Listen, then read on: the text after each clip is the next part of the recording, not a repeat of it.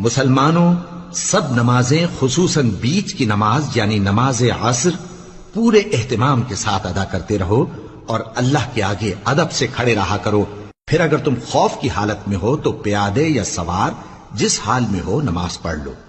پھر جب امن و اطمینان ہو جائے تو جس طریق سے اللہ نے تم کو سکھایا ہے جو تم پہلے نہیں جانتے تھے اللہ کو یاد کرو. اور جو لوگ تم میں سے مر جائیں اور عورتیں چھوڑ جائیں وہ اپنی عورتوں کے حق میں وصیت کر جائیں کہ ان کو 1 سال تک خرچ دیا جائے اور گھر سے نہ نکالی جائیں. ہاں اگر وہ خود گھر سے چلی جائیں اور اپنے حق میں پسندیدہ کام یعنی نکاح کر لیں تو تم پر کچھ گناہ نہیں. اور اللہ زبردست ہے، حکمت والا ہے.